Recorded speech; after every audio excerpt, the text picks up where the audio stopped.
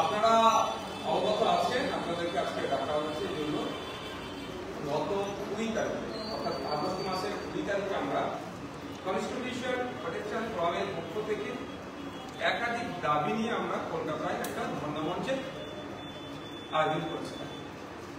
পুলিশকে যথারীতি একটা প্রোগ্রাম করতে গেলে যে পদক্ষেপগুলো গ্রহণ করা দরকার হয় আমরা সেই মতো জানিয়েছি। পরবর্তীতে পুলিশ আমাদেরকে বাধা দেওয়ার চেষ্টা করে। বাধা দেওয়ার থেকে পুলিশের ওখানে ডিসি, এসি, ওসি র্যাঙ্কে, ইন্সপেক্টর র্যাঙ্কের অনেক অফিসার ছিলেন আর বিভিন্ন র্যাঙ্কের অফিসার। সেই সময় যখন আমাদের বাধা দেয়, বাধা টপকিয়ে যখন আমরা এগিয়ে যাওয়ার চেষ্টা করছিলাম, এই মুহূর্তে আমাদের অনেক ফোরামের অনেক গুরুত্বপূর্ণ নেতৃত্বকে অ্যারেস্ট করা ছিল, ধাক্কা দিয়েছে। তারপরেও আমরা বাধা অতিক্রম করে এগিয়ে যাচ্ছিলাম। সেই সময় ওই পুলিশদের মধ্যে থেকে দাঁড়িয়ে থাকা বা যারা আমাদেরকে আটকাচ্ছিল, ওই ভিড়ের মধ্যে থেকে একজন হলুদ টি শার্ট পরা ব্যক্তি এসে আমাকে আক্রমণ করে। আমার এই জায়গাটাতে প্রচন্ড আঘাতে ঘুষি মারে। জানি না তার ইন্টেনশনটা কি ছিল, কতটা তার কাছে আঘাত করার জন্য করেছে। তবে আজকে আমার সন্দেহ হচ্ছে আমার উপর একটা প্রাণঘাতী হামলা চালানো অপচেষ্টা। তারপরে আমি সংবাদ মাধ্যমে বলেছিলাম যে হলুদ টি শার্ট পরা একজন। আমি অভিযোগ দায়ের করেছিলাম থানাতে। সে অভিযোগের কপিটাকে আমি আগে দেখিয়ে দিই। যে অভিযোগে আমি 20 তারিখে অভিযোগ করছি, সেখানে সরাসরি আমি বলছি, দেখুন এখানে আছে যে একটি হলুদ টি শার্ট পরিহিতা অজ্ঞাত পরিচয় ব্যক্তি, যিনি হয়তো পুলিশকর্মী বা শাসক দলের সঙ্গে যুক্ত কে হতে পারে, আমার কাছে এসে হঠাৎ আমার পেটের অংশে ঘুষ মারে। স্পেসিফিক এটা উল্লেখ করে অভিযোগ দায়ের করেছে। এখনো পর্যন্ত কলকাতার গার্ল স্ট্রিট থানার পক্ষ থেকে একজন বিধায়কের উপরে এই প্রাণঘাতী হামলা চালানোকে একটা এফআইআর পর্যন্ত করেনি বা এফআইআর নাম্বার পর্যন্ত আমাকে দেওয়া হয়নি। গতকালকে পর্যন্ত খবর এখনো আমি আপডেট দিচ্ছি যে অর্থাৎ হয়েছে। তো প্রশ্ন এখানে, তারপরে কিন্তু আমি তো থেমে থাকার ছেলে নয়। আমি আমার যে ইন্টেলিজেন্স আছে, ভালোবাসার মানুষজন আছে, যারা আপনাদের মতো ভিডিও করছিল, এই জায়গাতে খুঁজে বার করে প্রথমে আমি ভিডিওটি উদ্ধার করি। আজকে ভিডিওটি আপনাদের সামনে পরিবেশন করব। সাথে সাথে তার নাম, তার বাড়ি কোথায়, সে কি পুলিশের লোক না সিভিলিয়ান, সিভিলিয়ানের মধ্যে কি শাসক দল ঘনিষ্ঠ, এই সবগুলো আমি আমার যে টিম আছে তার মাধ্যমে আমি খুঁজে পাবো। সেগুলো আজকে আস্তে আস্তে আপনাদের সামনে পরিবেশন। প্রথমে আমি ব্যক্তিটিকে আপনাদের দেখাই। যে ব্যক্তিটি কে, ব্যক্তির পরিচয় পড়ে দেবো। এই হচ্ছেন হলুদ টি শার্ট পরিহিতা যিনি আছেন, হলুদ টি শার্ট পরিহিতা যিনি আছেন। প্রত্যেকে দিয়ে ঘুরাবো, দূরে থাকুন, সব দেখতে পাবেন। সবাইকে দেখানোর জন্যই আজকে দেখেছি। আপনাদের মাধ্যমে বাংলার মানুষকে দেখাবো যে আমার উপরে প্রাণঘাতী হামলা কে চালাতে এসেছিল, কে এর পরিচয় কি, ডেট অফ জয়েনিং কবে আছে পুলিশে, ডেট অফ রিটায়ারমেন্ট কবে আছে, ডেট অফ বার্থ কি, সবটাই আপনাকে আমি দেখাবো। এই ব্যক্তিটি আমাকে হামলা করে, আমার উপর প্রাণঘাতী হামলা চালায়। আপনাদের জানিয়ে রাখি, সেই দিন মেডিকেল রিপোর্টে যতটা এসেছিল পরবর্তীতে ভয়ঙ্কর অবস্থা, আমার লিভারেও হয়তো আক্রান্ত হয়েছে, আমার লিভার আক্রান্ত হয়েছে। তো আমি এই মুহূর্তে বলতে পারছি না, কারণ আমি অসত্য পথ অবলম্বন করে পলিটিক্স আমি করি না। গত 2 দিন ধরে আমার প্রচন্ড ব্যথা হচ্ছে এখানে। আমি ডক্টর সাহেবের সাথে যোগাযোগ করেছি, তিনি আমাকে জানিয়েছেন আগামীকাল বা পরশুদিন আমাদের কলকাতায় ধর্মমঞ্চ হচ্ছে, এই ধর্মমঞ্চ স্থল থেকেই আমি ট্রিটমেন্টে যাবো। এখানে আমার সিটি স্ক্যান, ফুল ইউএসজি না কি সব বললেন, আর বলবেন যে লিভারে আক্রান্ত হয়েছি কেন, এত ব্যাখ্যা হচ্ছে কেন। দেখ এই ব্যক্তিকে আমি আরো ভালোভাবে বেশ কয়েকটি ছবি আপনাদের দেখাবো। এই ব্যক্তিটি আমার উপরে যে হলুদ শার্ট পরে আছেন তিনি আক্রমণ করেছেন।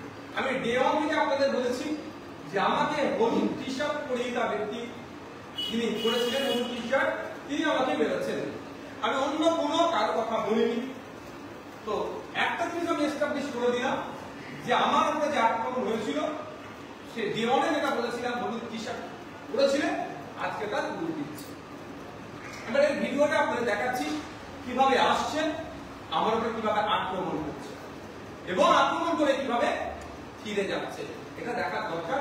বাংলার মানুষ আজকে দেখছে, আপনাদের মাধ্যমে বাংলার বাইরের মানুষ দেখবে যে একজন বিরোধী দলের বিধায়কের উপরে কিভাবে পুলিশের মধ্যে থাকা ব্যক্তি প্রাণঘাতী হামলা চালালো। আর এতদিন হামলাকে 20 তারিখে হামলা চালিয়েছে, আজকে 29 তারিখ, 9 দিন হয়ে যাওয়ার পরেও এই বিষয়ে পুলিশের সতর্ক ভূমিকা নাই। আমার অপরাধটা এটা যে জল জমি জঙ্গলের স্বাভাবিক অধিকার আদিবাসীদের কেন কেড়ে নেওয়া হবে। 2006 ফরেস্ট রাইট অ্যাক্টে অ্যামেন্ডমেন্টের নামে যে আদিবাসীদের থেকে জঙ্গলকে কেড়ে নেওয়া হচ্ছে, এর প্রতিবাদ আমি করি। প্রিন্সিপাল অ্যাক্ট 1995 ওয়াকফ আইনের অ্যামেন্ডমেন্ট করে 2025 সালে যে নতুন আইন নিয়ে এসেছে, এই আইনের বিরোধিতা করছি। এটা মুসলিম সম্প্রদায়ের উপরে ধর্মীয় ভাবাবেগের সাথে সাথে ধর্মের উপরে আক্রমণ হচ্ছে, সংবিধানের একাধিক আর্টিকেলের উপরে আক্রমণ হচ্ছে, এর বিরোধিতা করছে। আমার উপরে আক্রমণের কারণ কি? ফেক এসটি/এসসি সার্টিফিকেট রমরমা মার্কেটে। যারা এসসি নয় তারা এসটি/এসসি কোটায় চাকরি পাচ্ছে, এর বিরোধিতা করছে। আমার অপরাধটা কি? আমাকে কেন প্রাণে মারার চেষ্টা হচ্ছে? হয়তো আমাকে ফোর্স না থাকলে এতদিন হয়তো আমার প্রাণে মেরেই দিত এরা। যে আমি প্রতিবাদ করছি যে ওবিসি আপনি সার্টিফিকেট দিচ্ছেন ঠিক কথা, কল্যাণী ইউনিভার্সিটিতে জিওলজি ডিপার্টমেন্টে যারা পিএইচডির জন্য চান্স পেল, সুযোগ পেল, OBC A OBC B category থেকে আমরা দেখতে পেলাম তার মধ্যে একজনেরও মুসলিম খ্রিস্টবর্গের মুসলিম সম্প্রদায়ের উপস্থিতি দেখতে পেলাম না। এর প্রতিবাদ করছি। কেন আপনি শেরশাবাদী আর জনগোষ্ঠীকে ওবিসি এ থেকে তুলে ওবিসি বিতে পাঠালেন? এই ধরনের অনেক কালিয়ান সম্ভবত জনগোষ্ঠী আছে, এ থেকে তুলে বিতে পাঠালেন। এই অন্যায় প্রতিবাদ করছি। আমার পরিযায়ী ভাইরা বাঙালি যারা ভিন্ন রাজ্যে কাজে যাচ্ছে তাদের আক্রমণ হচ্ছে, লাশ হয়ে ফিরে আসছে। কখনো সোমনাথ দেবনাথ, আফরাজুল, সাবির মল্লিক, হেমন্ত রায়, তো দীপু দাস, এই ধরনের অনেকে লাশে বাড়ি ফিরে আসছে, অনেকে আক্রান্ত হচ্ছে। এই লাশ 2 দিন আগে উড়িষ্যাতে বা কলকাতায় বাঙালি উড়িষ্যাতে আমাদের মেদিনীপুরের শ্রমিকদের উপরে প্রাণঘাতী হামলা চালিয়েছে। এটা বন্ধের আমি দাবি তুলছি। এই জন্য আমার উপরে আক্রান্ত হয়ে আসছে, আমার উপরে প্রাণে মারা হচ্ছে। এসআইআর নামে নাগরিককে অহেতুক হয়রানি করার চেষ্টা হচ্ছে, নাগরিককে ভয় দেখানোর চেষ্টা হচ্ছে। সেই জন্য আমি প্রতিবাদ করেছি যে এসআইআর নামে নাগরিক হয়রানি করা যাবে না, নাগরিককে আতঙ্কিত করা যাবে না, যাকে তাকে ডিভোটার ঘোষণা করা যাবে না। এইগুলো বা বিভিন্ন সময় মানুষের উপরে ঘটে চলা আক্রমণের বিরুদ্ধে আমি যখনই কথা বলি দেখছি আমার উপরে আক্রমণ নেমে আসছে, আমাকে প্রাণ মারার চেষ্টা করছে। আমি এখন আপনাদেরকে দেখাবো ওই ভিডিওটি যে ভদ্রলোক কিভাবে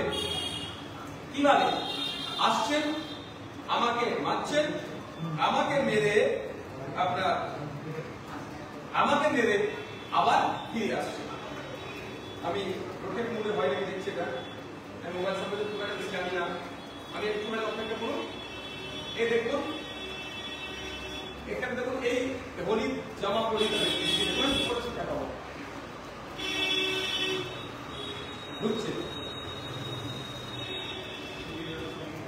খুব অবশ্যই সবাইকে ভিডিও দিয়ে দেবো, আপনাদের মতো আগে দেখুন। আমি আর একবার দেখাবো, আগে দেখুন। আপনার নজর রাখবেন হলুদ টি শার্ট পরা ওই ব্যক্তিটি। আমি বলছি না, ব্যাখ্যা করছি আপনাকে, অনেক ব্যাখ্যা আছে এর মধ্যে। আপনারা মেরে বার হবে, ঢুকছেন, মারলেন, আবার বেরিয়ে চলে আসলেন।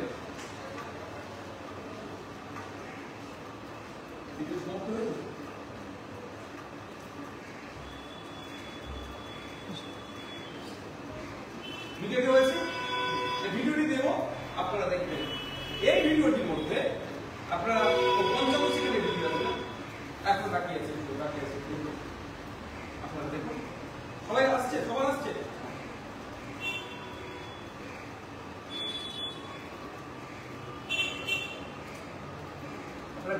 তারপরে আমি ব্যাখ্যা মানে এনার যখন বার হবে এনার বডি ল্যাঙ্গুয়েজটা আপনারা একটু দেখবেন। যখন ইনি বার হবেন এই ভদ্রলোকের নাম, ভদ্রলোকের ঠিকানা, ভদ্রলোক পুলিশ কি সিভিলিয়ান সবটা আমি ডিসক্লোজ করব। রাজ্য প্রশাসন কি ঘুমাচ্ছে? একটা বিধায়কের উপরে প্রাণঘাতী হামলা চলল, তারপর রাজ্য প্রশাসন লড়ে ফিরে বসতো না। এখন কি করছে? একটা এফআইআর পর্যন্ত করেনি, না খুঁজে পাচ্ছে না। যদি না খুঁজে পায় আমি খুঁজে দিচ্ছি। দেখুন এই ভিডিওটি আপনাদেরকে দেবো। এই ভিডিওটি যখন দেবো আপনারা দেখবেন ডিসি স্যার ওখানে উপস্থিত ছিলেন, সম্ভবত ডিসি 3। এই লোকটি ডিসি স্যারকে ফেলে দিয়ে আমার উপরে আক্রমণ করছে। আমার সিকিউরিটি ছিল, প্রশ্ন করতে পারেন আপনারা যে তাহলে আপনার সিকিউরিটি কি করছে? যখন দেখছে যে অশোক স্তম্ভ দেওয়া স্টার চিহ্ন ডিসি দ্বারা এসপি র্যাঙ্কিং তারা অফিসার হয় গ্রাম এলাকাতে, শহরে আমরা ডিসি যাকে বলি বা সিপি র্যাঙ্কিং তারা অফিসার হয়, তো যখন ঢুকছে ডিসি কে যখন ধাক্কা মেরে দিয়ে আমাকে ঢুকছেন, নিশ্চিত ভাবে এরা ভেবেছেন যে সিভিলে থাকলে ওরা হচ্ছে সিপি হতে পারে বা মানে ওনার থেকে বড় অফিসার। কারণ সাহস হয় না একটা কনস্টেবলে, একটা ওসি, একটা এসি যেখানে ডিসি উপস্থিত থাকবে, এসপি উপস্থিত থাকবে। এনারা ভেবেছেন ইনার থেকেও বড় অফিসার, সেই জন্য হয়তো ধাক্কা দিয়েছে সাহেবের সাথে কিছু বলবে, ফলে যে আসছিল আটকায়নি। তার প্রমাণ আপনাকে দিচ্ছি যে আপনার ভিডিওটা যেটা দেখেন যে ডিসি স্যারকে ধাক্কা মেরে কিভাবে উনি আগিয়ে আসছেন। আমি আপনাদের একটু দেখিয়ে দিতে চাই।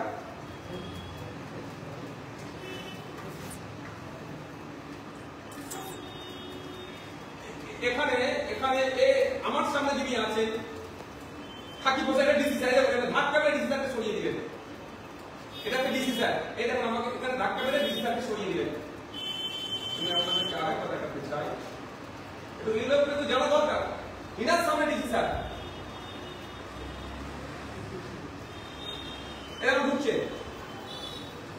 ওনার লেফট সাইডে আমার সিকিউরিটি, ওনার রাইট সাইডে এটা বলে দেবো ওনার রাইট সাইডে আমাদের রাজ্যের কলকাতা পুলিশের ডিসি আমার উপরে হামলাটা চালিয়েছে। আর 12 বার রিঅ্যাকশনটা একটু দেখুন, এরকম 12 বার একটু রিঅ্যাকশনটা আমরা দেখতে চাইছি। মুখে দেখুন, দেখুন ভদ্রলোক কাজ গুটিয়ে কাজ মিটিয়ে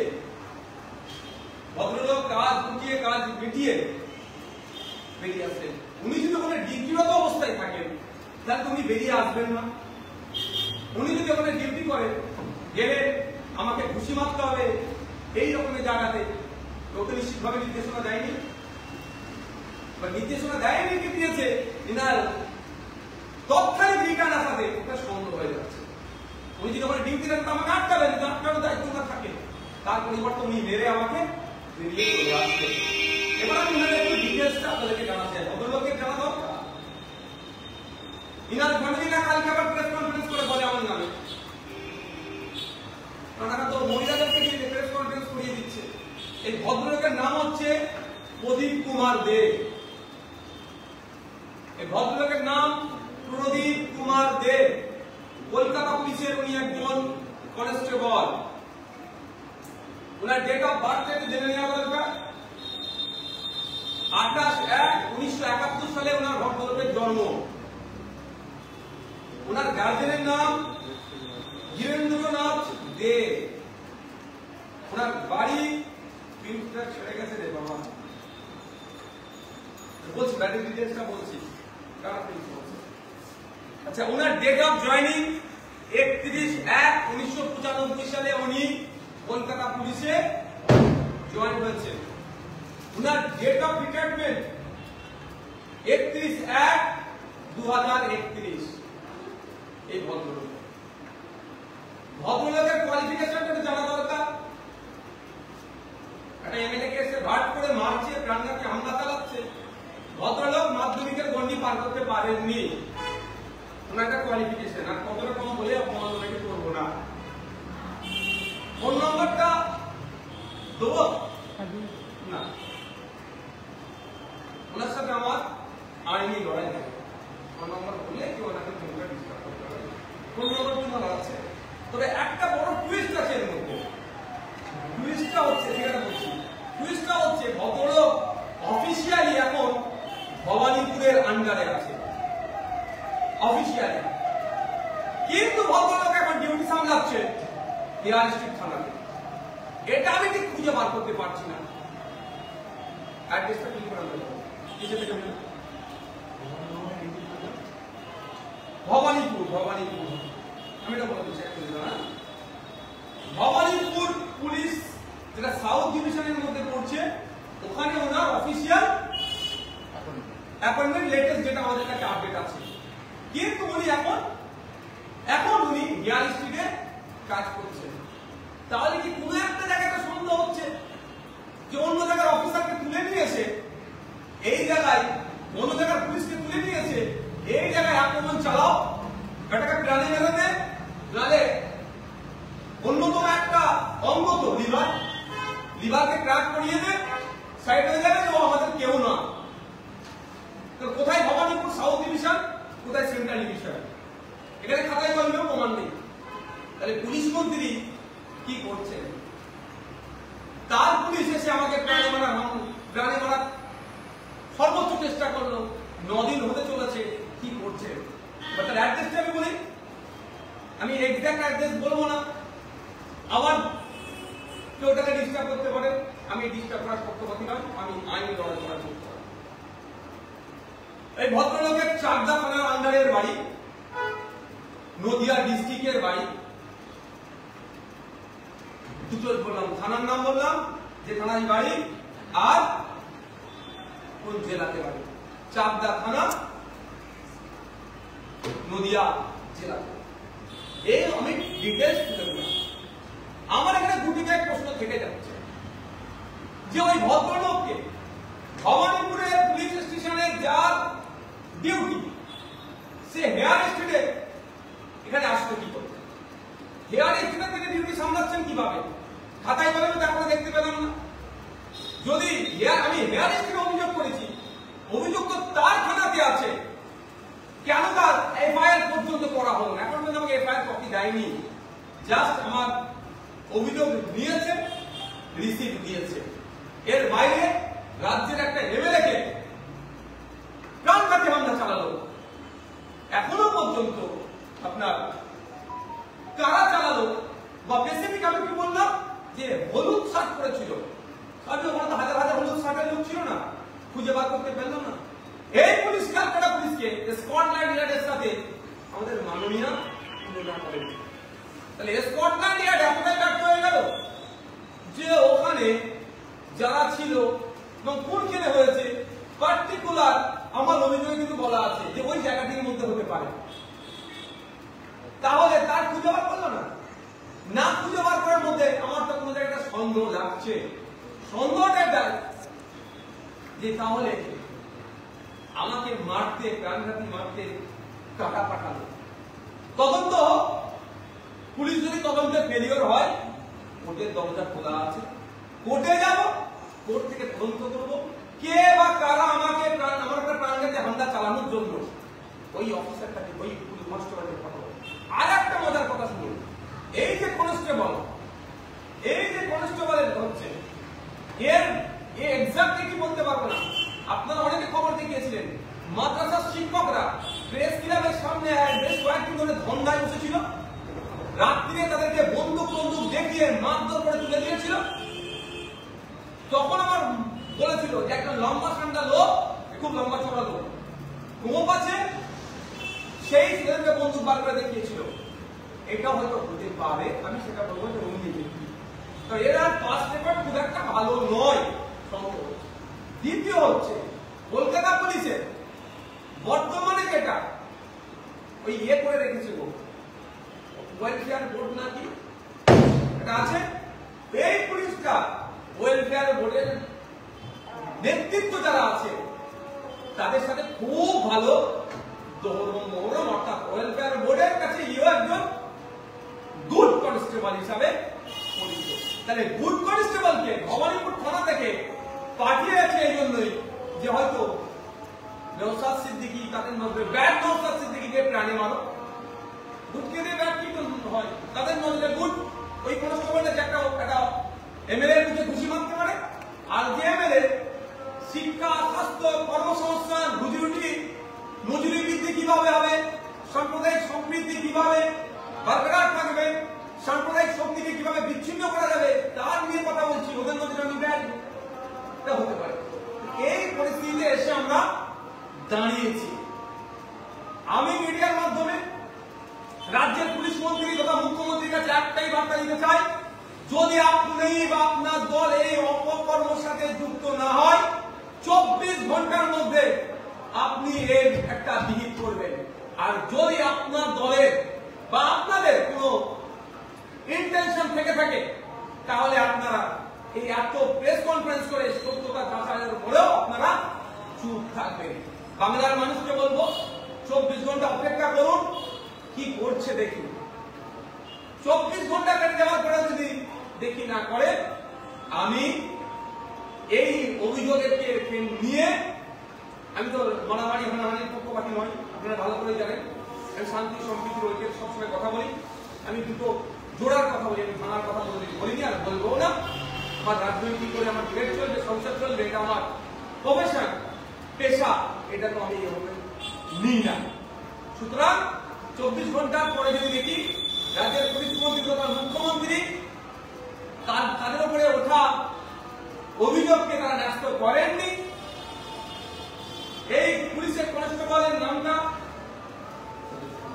প্রদীপ কুমার দের বিরুদ্ধে ব্যবস্থা গ্রহণ করেনি তাহলে আমি অবশ্যই আমি পরের স্টেপ আমি আইনের অর্থাৎ দ্বারস্থ হব অর্থাৎ কোর্টের দ্বারস্থ হব কোর্টের মাধ্যমে আমি সব ডিটেলস তখন কোর্টকে ভিডিও থেকে শুরু করে এভিডেন্স দেওয়া আছে এফআইআর কপি নিয়ে সব আমি কোর্টের দ্বারস্থ হব এবার আপনাদের যদি এর মধ্যে কোনো থাকে আপনারা করতে পারেন যে ব্যক্তির কথা আপনি বললেন এবং যেটা খোলসা করলেন যে একজন পুলিশ কর্মী তার পরিচয় দিলেন মানে এটা তাহলে সরাসরি সন্দেহ কাকে করছেন যে মানে পুলিশ থেকে হতে পারে বা অন্য কোনো মোগল থাকতে পারে কি বলবেন সরাসরি কেন সে করলো পুলিশ যে ব্যবস্থা নিল না কি বলবেন দেখুন আমি আবারও বলছি আমার মেসেজ স্পষ্ট যে আমার উপরে কে আক্রমণ করেছে তার ডিটেইলস তার নাম তার বর্তমান তিনি কোথায় আছেন তার অফিসিয়াল পোস্টিং কোথায় আছে তার বাড়ি কোথায় সবটাই আমি বলছি এরপরেও যদি পুলিশ গড়িমাসি করে শাসক দল যদি ভাবে এটাকে ছোট্ট ইস্যু করে রেখে দেবে আমি ছোট্ট ইস্যুটাকেই বড় করবো না আমার ইস্যু বড় করার পক্ষপাতী নয় আমি ছুটে যাব কোর্টে আমি রাজ্য সরকার পুলিশ মন্ত্রী মুখ্যমন্ত্রীকে বলেছি যদি আপনারা এর মধ্যে ইনভলভ না থাকেন তৃণমূল কংগ্রেস ইনভলভ না থাকে এন্টায়ার পুলিশ প্রশাসন ইনভলভ না থাকে তাহলে 24 ঘন্টার মধ্যে এর আমি তো ডিটেইলস দিয়ে দিলাম আমি তো ডিটেইলস দিয়ে দিয়েছি তাহলে এর বিরুদ্ধে আপনারা ব্যবস্থা গ্রহণ করুন আর যদি ব্যবস্থা গ্রহণ করেন তাহলে আমি যেমন কোর্টে যাব আর তখন প্রেস কনফারেন্স করে আবার এর মধ্যে কি মানে কারা কারা সরাসরি যুক্ত তখন আমি বলি আপনি যে অভিযোগটা আনলেন তাতে তো মানে একটা বিরাট বিস্ফোরক ধরনের ঘটনা মানে পুলিশের একজন কনস্টেবল পুলিশকে ফেলে দিয়ে গেল এবং একজন বিধায়ককে যেভাবে আঘাত করলো এবং আপনি বলছেন প্রাণঘাতী হামলা মানে কত লোকের মধ্যেখানে অত ক্যামেরার মধ্যেখানে একটা বিরাট ষড়যন্ত্র এটা কে পার্টিকুলার ভাবে ক্যামেরা হয় না প্রচুর ক্যামেরাম্যানের সাথে আমি কথা বলে বলে বলে বলে আমার টিম কথা বলেছে ওখানে যারা আপনাদের মতো news channel mainstream social মিডিয়াতে বা যারা মানে বিভিন্ন স্টেজে কাজ করে তাদের সাথে কথা বলে তাদের কাছ থেকে ভিডিও চেয়েছে খুঁজে খুঁজে খুঁজে খুঁজে আমি বার করার পরে এটা পেয়েছি অত সহজ নয় আমাকে অনেক কাজ করতে হয়েছে আপনি যেটা বললেন পুলিশ সেটা পেয়েছে পুলিশ আমিও বলছি পুলিশ পেয়েছে দায়িত্ব নিয়ে করতে পারি পুলিশ পাবে না পুলিশ পাবে এরকম কথা হয় মমতা ব্যানার্জির ভাষায় স্কটল্যান্ড ইয়ার্ডের মধ্যে এরা কিন্তু সেটা চেপে গিয়েছিল রহস্য থাকতে পারে তদন্ত হলেই তো সত্যি উন্মোচন হবে তদন্ত হলেই তো সত্য উন্মোচন হবে দিয়েছে, কার নির্দেশে এসছে, সবটাই বেরিয়ে আসবে। যদি এটা পরিকল্পনা হয়, যদি এটা আপনার দেখুন এটা তদন্ত সাপেক্ষ, এর সাথে পুলিশ সরাসরি যুক্ত না শাসক দল সরাসরি যুক্ত, এটা তদন্ত সাপেক্ষ। সেই জন্যই ওকে হেফাজতে নিয়ে 24 ঘন্টা টাইম দিচ্ছি। শাসক দলের পক্ষ থেকে যিনি পুলিশ মন্ত্রী আছেন, শাসক দলের পক্ষ থেকে যিনি মুখ্যমন্ত্রী আছেন, 24 ঘন্টা টাইম দিচ্ছি। যদি এটাকে আপনাদের রাজনৈতিক কোনো খারাপ অভিসন্ধি না থেকে থাকে, আপনারা তো খুঁজে পাচ্ছিলেন না, আমি খুঁজে দিলাম। বর্তমানে উনি কোথায় আছেন, ওনার অ্যাকচুয়াল পোস্টিং কোথায়, উনি কোন র্যাঙ্কে আছে, একজন কনস্টেবল, কবে জয়েনিং করেছেন, কবে তার রিটায়ারমেন্ট, সবটাই আমি বলে দিয়েছি। ব্যবস্থা গ্রহণ করুন। যদি 24 ঘন্টার মধ্যে ব্যবস্থা গ্রহণ না করে, পরে প্রেস কনফারেন্স করে আমি আপনাদেরকে আবার আমি বলবো। এখন হালকাভাবে চলে যাবে, পরবর্তী সমস্যা আপনাকে দেখা যাবে, ওইটা আপনাদের কোনো মামলা করতে পারবেন। আমার কিছু হয়েছে, প্রাণঘাতী আমরা চালিয়েছে 6 লেনে।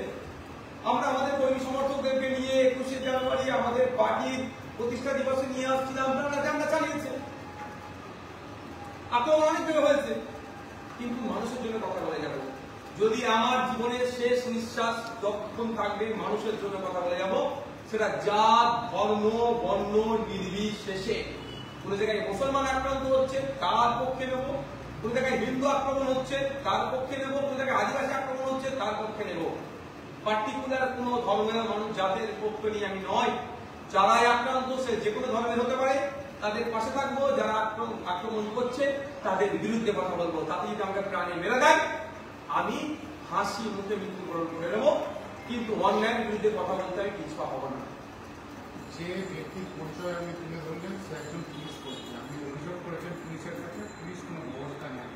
আপনার তথ্য প্রমাণ দেখানোর পরেও যদি পুলিশ স্টেপ তাকে অ্যারেস্ট করে, কি মনে হয় এরপরে তদন্তটা সঠিকভাবে হবে বা সে সাজা পাবে? দেখুন আমি চাই, আমি প্রথম যেটা দরকার যে তদন্ত হোক, সত্য বেরিয়ে আসে। ওকে কে গ্রেফতার, ওকে কে পাঠিয়েছিল মারতে, ওর ইনভেনশন কি ছিল, কার নির্দেশে গ্রেফতার হবে, ডিটেইন করবে, এ করবে, সব পার্ট অফ ইনভেস্টিগেশন। আমার লক্ষ্য হচ্ছে ওকে কে পাঠিয়েছিল, ওর ইনভেনশন কি ছিল, কেন পাঠিয়েছিল, এর রহস্যটা কি, কাদের নির্দেশে এসেছিল, এইগুলোকে পুলিশ যদি ওকে খুলে না পায়, তার ডিটেলস আমি দিয়ে দিচ্ছি। তাকে আমি চিনিয়ে দিচ্ছি এই ভদ্রলোক, তার নাম ঠিকানা, কোন পোস্টে আছে, কনস্টেবল, সবটা দিচ্ছি। এরপরেও যদি না খুঁজে পাই, কোর্টে যাবো। যদি তদন্তের প্রতি ঠিকঠাক না হয়, আপনার কথা অনুযায়ী ওকে গ্রেফতার করলো, তদন্তের প্রতি ঠিক করছে না, আইনের কথা করে আছে।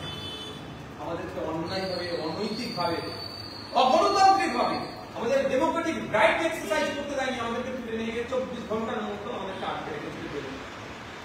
24 ঘন্টা আমাদের আটকে রেখেছিল। পরে আইনের চোরকে মুখ খুলিয়ে বাড়ি দিয়েছে পুলিশ প্রশাসন, আমরা মুখ খুলিয়ে বাইরে বেরিয়ে লড়া করছি। আইন জিন্দাবাদ, আইন বিচার ব্যবস্থা জিন্দাবাদ। তো আইনের প্রতি ভরসা রেখে আইনের ব্যবস্থা।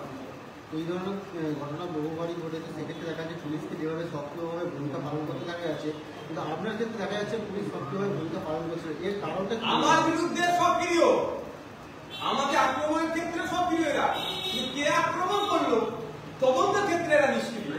নিশ্চিতভাবে এদের কাছে সেই নির্দেশনা আসেনি। যা বলা হয় সুপ্রিয়ার স্যারেরা হায়ার অথরিটির নির্দেশে হয়তো আসেনি, এরপরে আসবে, আর না আসলে আরো খোলাসা হবে। আমি ছেড়ে দিবার ছেলে নয়, অন্যায়কে প্রশ্রয় দেওয়ার ছেলে নয়। আমি আমার দলের লোক অন্যায় করলে তাকে ছাড়িনি। আমাদের পার্টির গাইডলাইন এটা, অন্যায়কারীকে কোনোভাবে ছাড়া হবে না।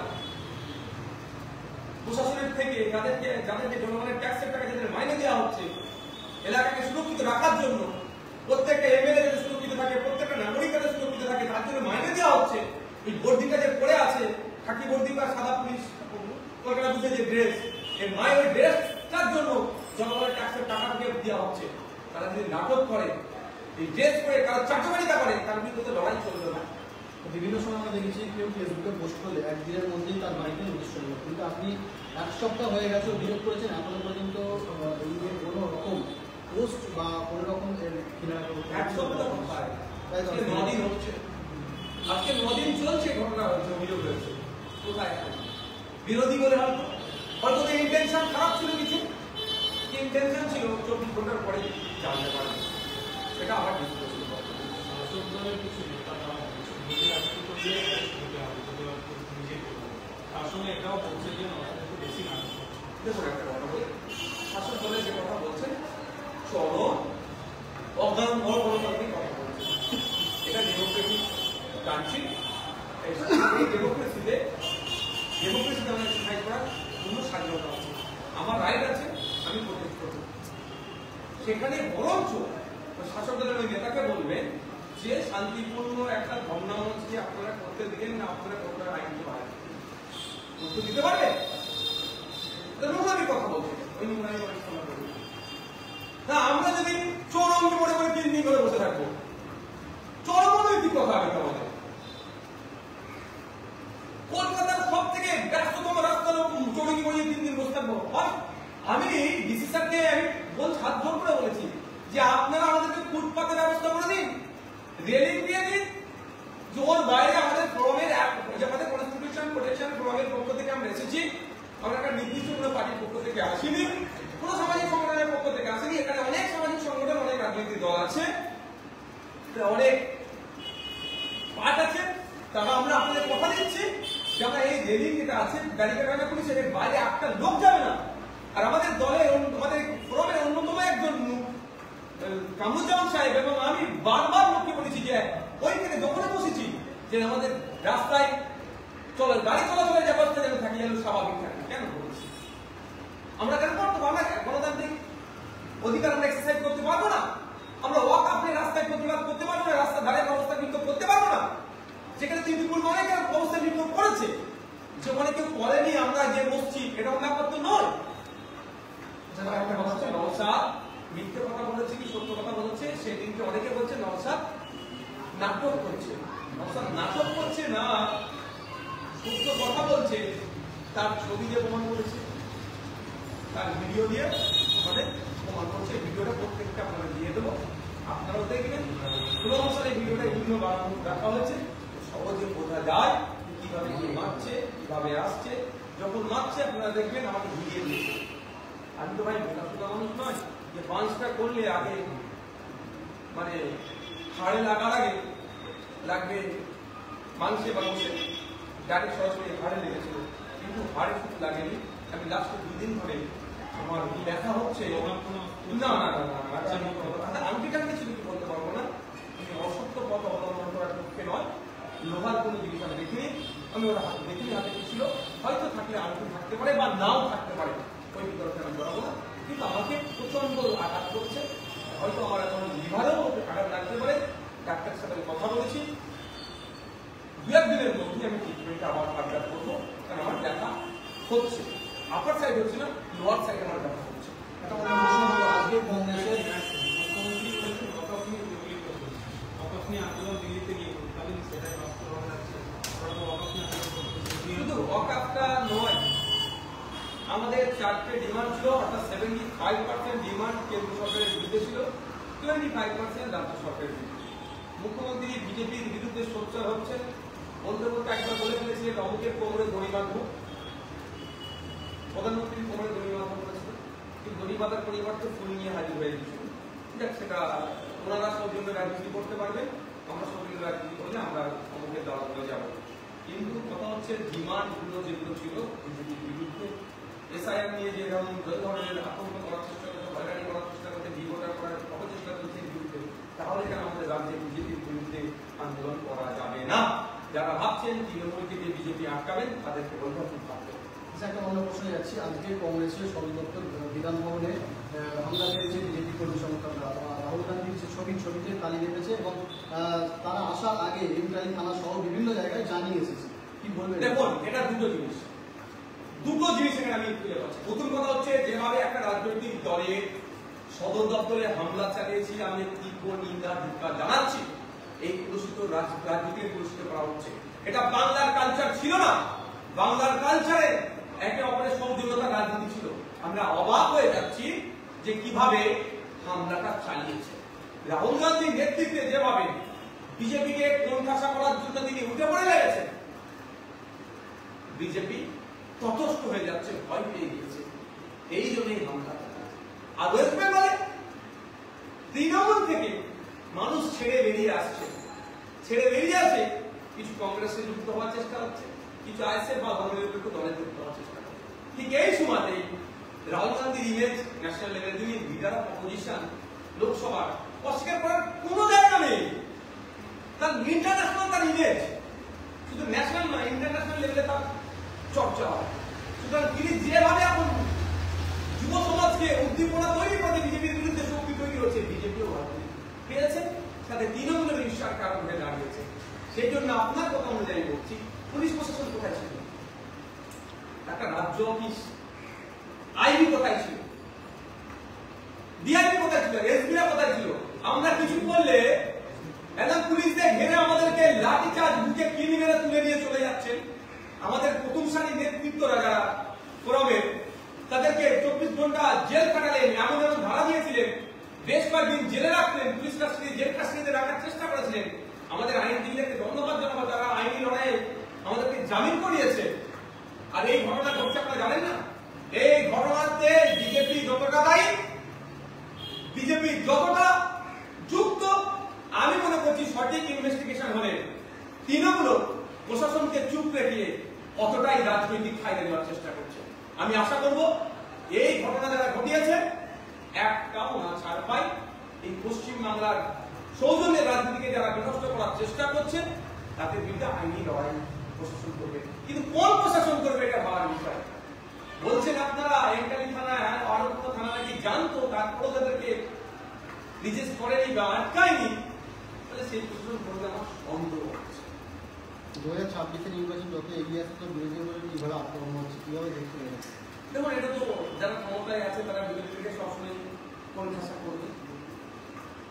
আমাদেরকে এই কোণঠাসাকে এগিয়ে নিতে হবে, অন্ধকারকে সরিয়ে আলো ব্যবসা আমাদের কি করতে হবে। এই লড়াই চলতে গণতন্ত্র রক্ষা লড়াই, লড়াই কিছু হওয়ার কোনো জায়গা নেই।